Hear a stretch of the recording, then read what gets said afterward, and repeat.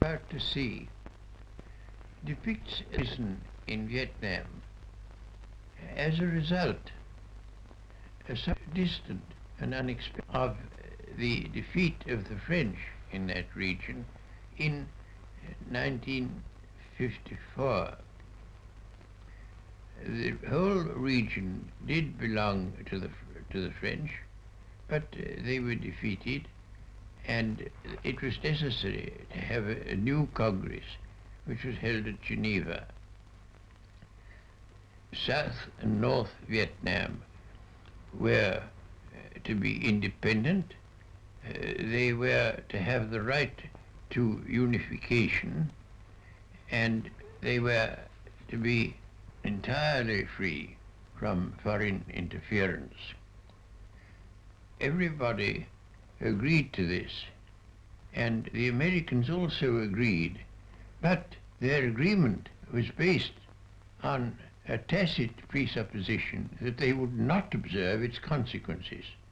And the Americans have been ever since endeavoring to conquer South Vietnam. A small non-industrial people have been assaulted by an industrial and military colossus. Apart from anything else, the vast bombardment by the United States Air Force, with its unimaginable tonnages of this agrarian country, is the most supreme atrocity. But it is far worse than this film portrays. The film is restrained, it is careful, it is solicitous of your sensibilities, too much so, for the reality is what napalm and chemicals do. The napalm transforms people into a bubbling mass, suppurating before the horrified members of the family and village of the victim. Chemicals cause paralysis, convulsions, bloody vomiting and evacuation for months, ending in a death of agony. Gas explodes the pupils of the eye, perforates the lungs, and slowly asphyxiates. This is a war of obliteration and of experiment. The United States and its military is testing weapons which it has already begun to use in Peru, Congo, Malaya, and Guatemala. Let us consider why. President Eisenhower stated in 1953, while the French were still in Vietnam fighting with American backing, and I quote, "Now let us assume we lost Indochina. If Indochina goes, the tin and tungsten we so greatly value would cease coming. We are after the cheapest way to prevent the occurrence of something terrible, the loss of our ability to get what we want from the riches of the Indochinese territory and from Southeast Asia. This, then, is the issue, and it could not be put more clearly. The hungry and oppressed, the downtrodden of the world are in revolt. The exploiter, oppressor, and invader is using every fiendish device to maim and destroy. All of us must decide where we stand. The people of Vietnam ought to be regarded as our brothers. It rests with us to stop our rulers from degrading our nation as Hitler degraded Germany. I believe this film is a beginning, no more, towards understanding vividly what is at stake."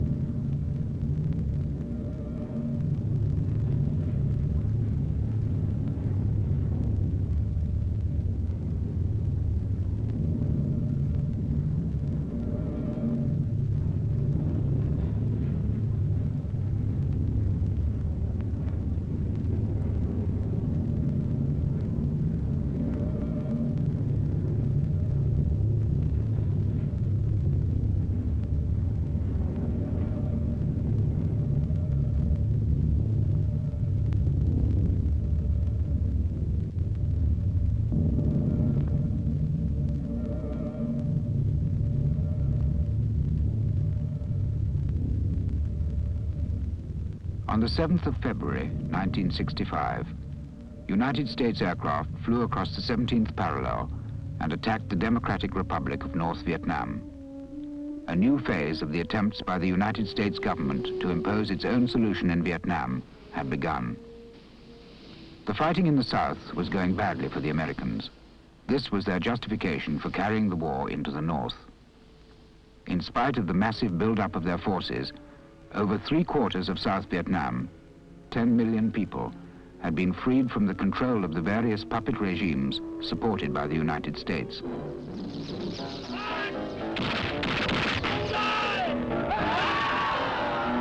Recently arrived 1st Cavalry Airmobile Division, for all its helicopters and generalship, is learning the lesson many have learned before. Viet Cong guerrillas do not stand and fight unless it is advantageous for them to do so.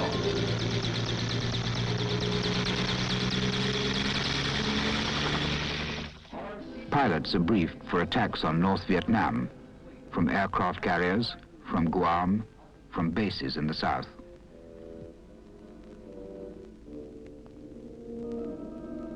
Punitive raids against the north might be used as a bargaining counter against the Liberation Front in the south. The main defense against these air raids was rifle and machine gun fire, and more important than weapons, the determination of the people.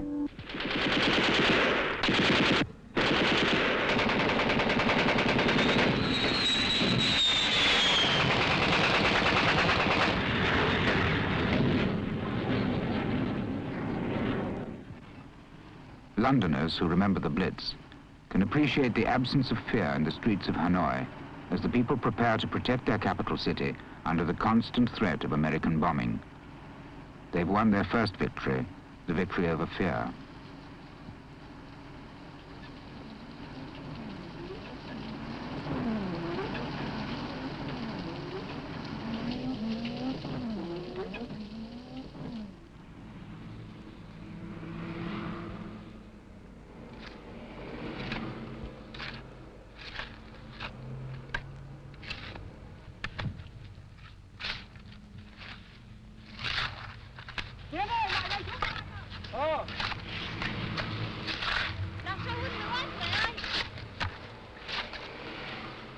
Cô Thìn đâu?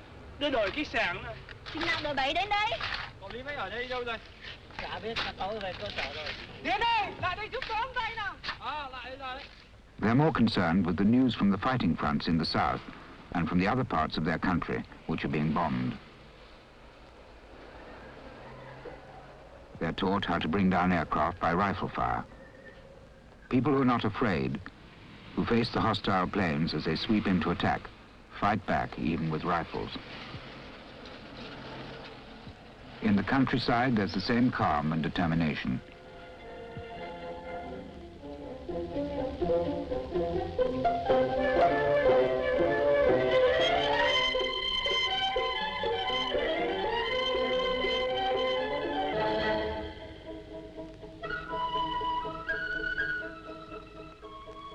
As bridges are bombed, they're replaced by ferries. Children and old people are evacuated. There's no panic or confusion. These people have been at war for 25 years. Talking with leaders of the liberation forces in the south, or with an underground trade unionist in Saigon itself, one gets the same impression of an obstinate determination to free Vietnam from all foreign interference.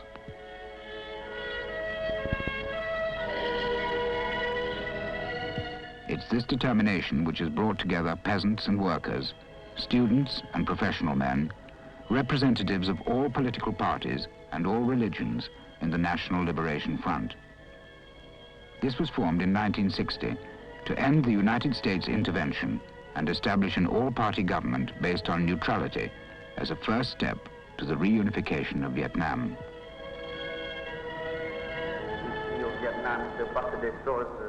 Qui intéresse tout le monde, qui intéresse à votre vie quotidienne, votre bien-être.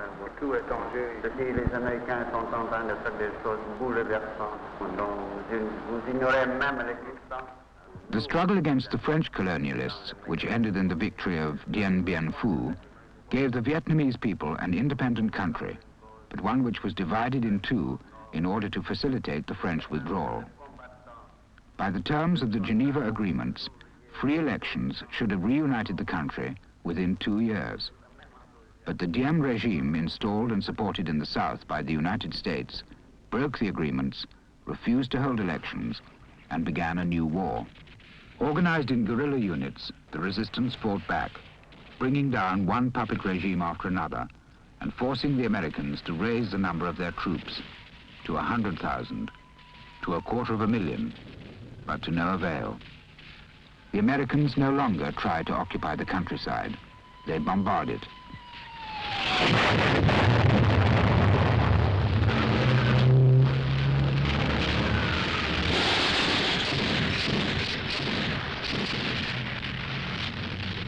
The war is mainly waged at a distance, by plane.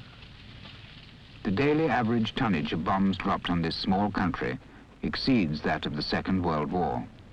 For the Vietnamese people, north and south, the sky is an enemy.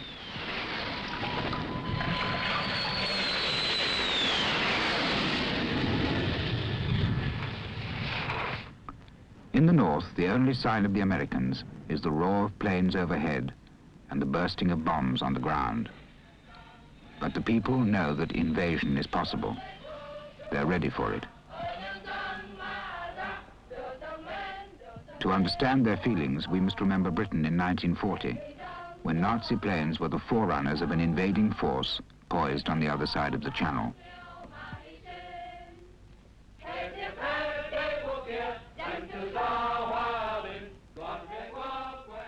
Each village has its own defense corps, its home guard against a local attack by parachutists.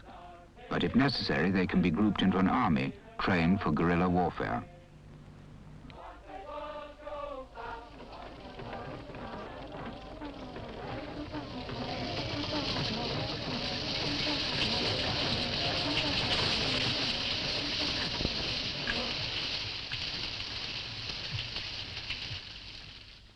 Macbeth was assured by the witches that his life and the throne he had won by crime were safe until the forest began to move against his fortress. In Vietnam, as camouflage for the guerrilla troops, the forest is on the move.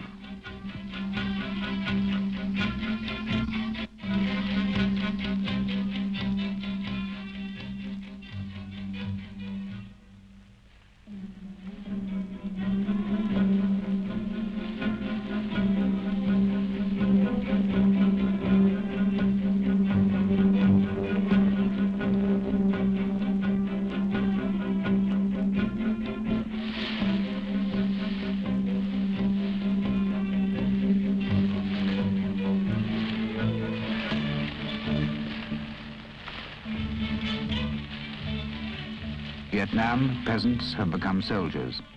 Their tools have become weapons. Their rice fields are battlefields.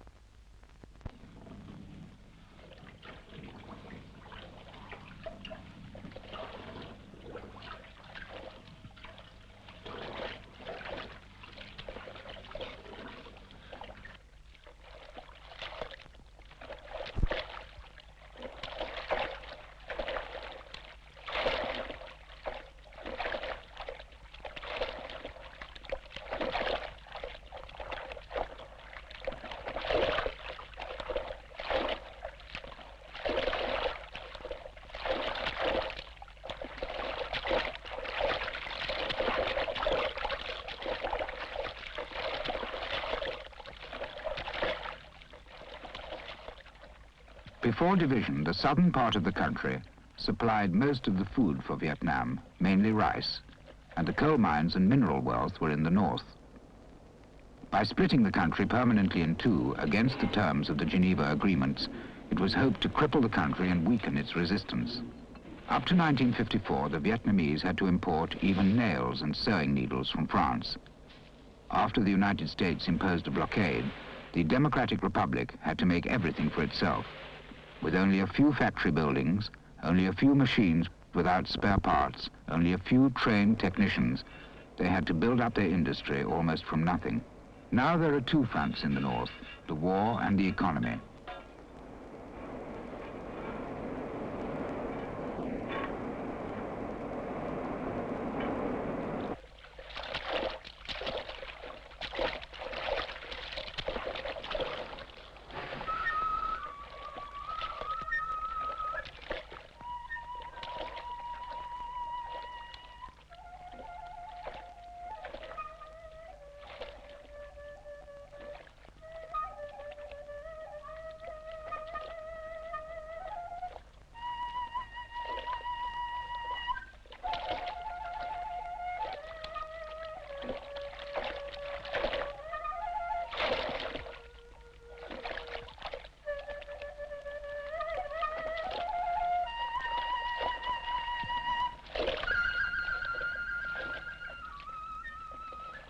Continuous air raids have changed the whole pattern of life.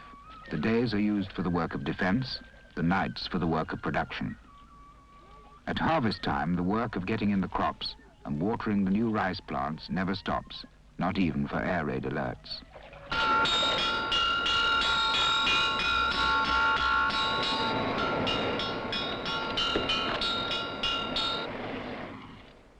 Alerts are part of daily life. Taking cover while the planes are overhead, returning to work again at the all clear, this has become the rhythm of life.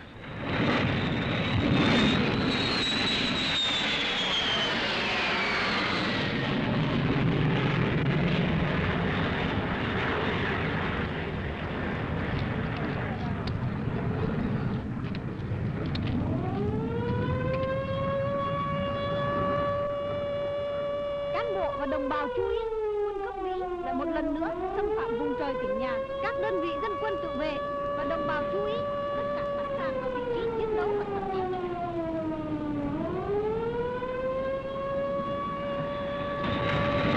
Bắn cho chúng nhé, một lần việc cho ăn nhé.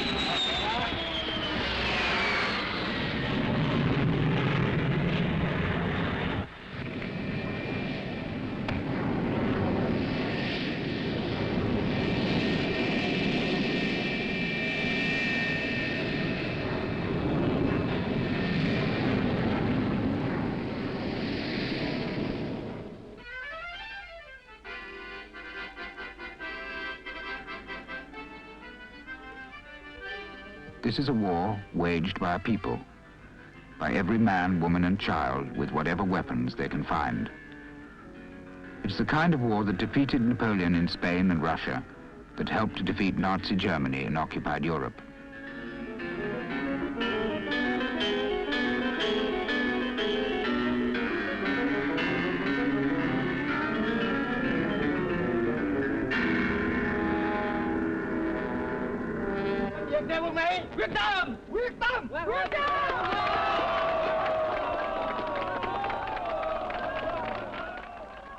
Among the young men volunteering to fight with the Liberation Front, at least 1 in 10 has lost his father or seen his mother tortured.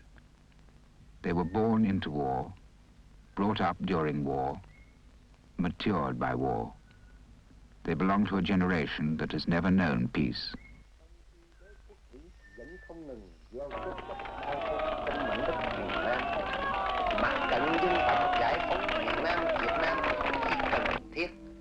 Sẽ không thể không kêu gọi những người con ruột thịt của miền Nam đã vì tôn trọng hiệp định đình chiến mà tập kết ra Bắc, phải xa miền Nam cả chục năm trời. Nay Nguyen Hu To is a lawyer educated in France. He is chairman of the Liberation Front. He was imprisoned by the Diem regime and released by liberation forces. The strategic command of the front is in the middle of the jungle, safe from attack by helicopters or bombers. From this mobile headquarters, the liberated area, making up over 4/5 of the country, is administered. In the liberated areas, the fields belong to those who work them. Most of the equipment of the Liberation Front was made in America. United States authorities themselves admit that over 80% of the arms used by the front have been captured from American and puppet troops. Food is 1 bowl of rice for each soldier a day. They travel light strike swiftly, and when some massive concentration of American forces has been ponderously moved into position in a particular area, the guerrilla fighters are always somewhere else. Letters from friends and family separated for over 10 years by the illegal division of the country often take 6 months to arrive. They are reread to comrades, commented upon, and sometimes edited and published. Vietnam is a country famous for love letters. The making of traps is a traditional activity of the Vietnamese. They've always had to defend their villages from the attacks of wild animals. Over 30 different kinds of traps using sharpened stakes have been devised, and the manufacture of bamboo stakes is practically a national industry. Stuck aslant in the ground, they've made vast areas unusable by helicopters.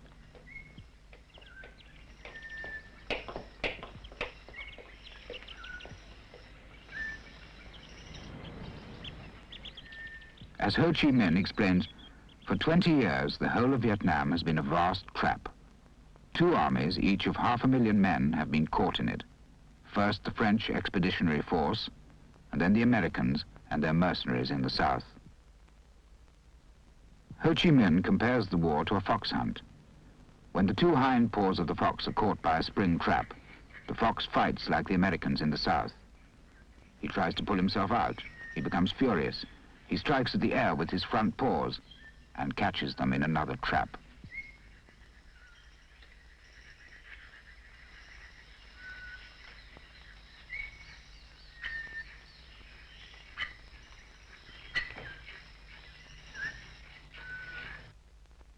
Gone, the first period of United States intervention.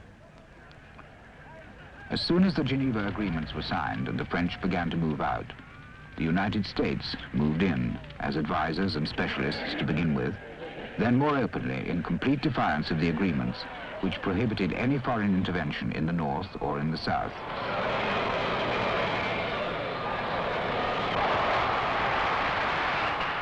They reorganized the police force and the army. They made and unmade governments. Resistance was crushed, patriots executed.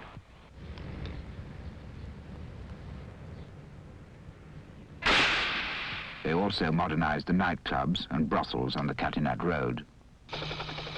Gradually, all pretense of being in Vietnam simply as advisors slipped away. American domination was a fact.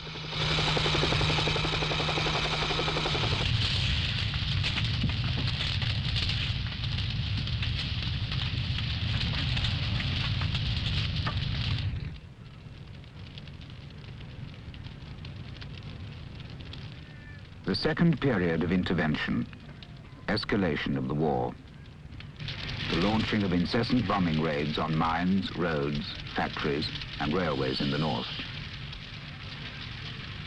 Heavy blows were struck against the new industries of the Democratic Republic, and continuous attacks from the air were intended to destroy the morale of the Vietnamese people. This strategy was varied with peace offers based on an acceptance of the permanent division of the country and the right of the United States to continue to occupy the South. Should these offers be refused, plans for even greater escalation of the war were worked out by computer. But there are factors which electronic brains cannot add up.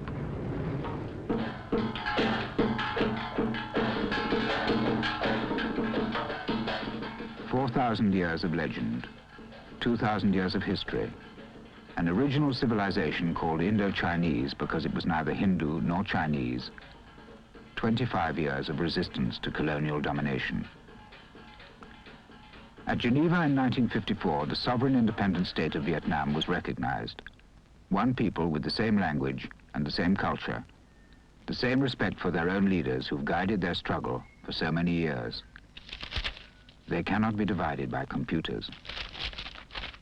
Once a year at Christmas, the sky showers upon North Vietnamese children toys and leaflets, presents from the psychological department of the United States Forces.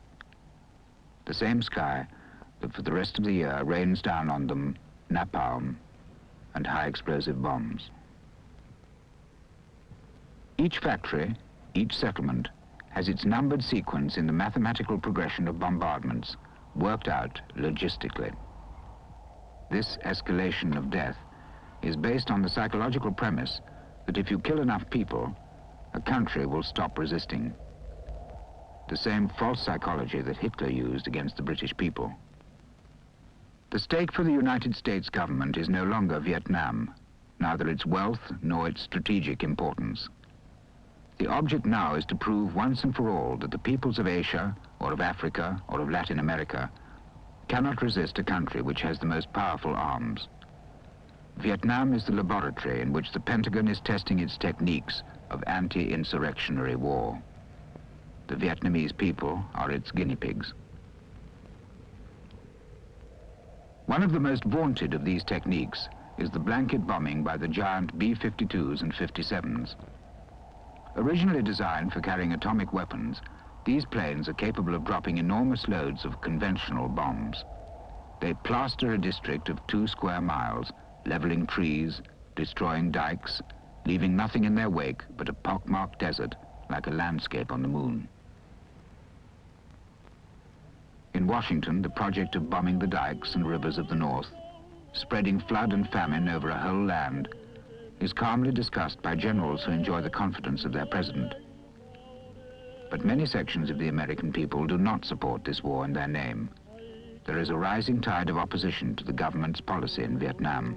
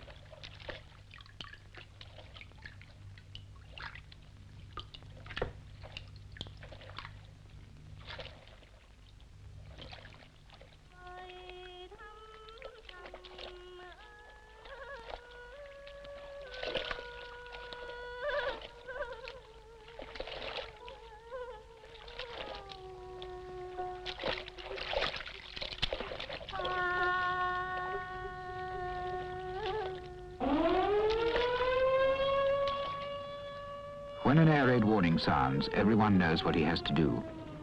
Some take the children and the sick into shelters. Others man the anti-aircraft defenses. Others still continue working in spite of the danger.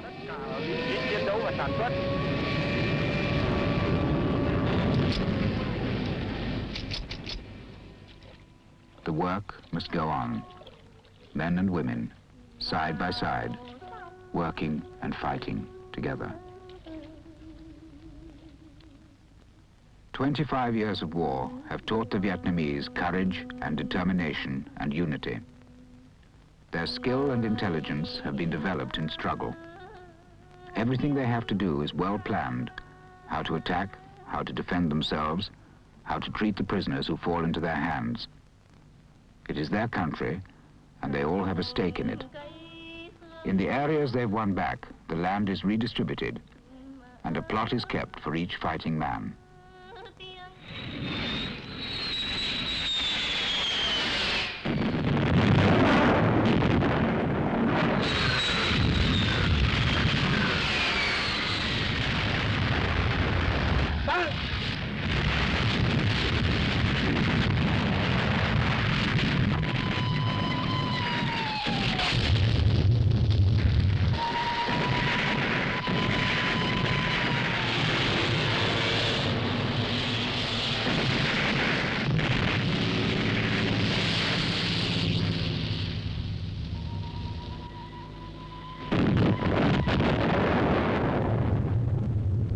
It is a strange war, A war in which the opposing forces inhabit quite different realms.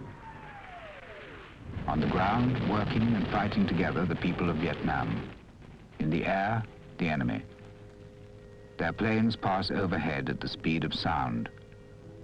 But when they have gone, the people say, we are still here, on the ground, in our own country.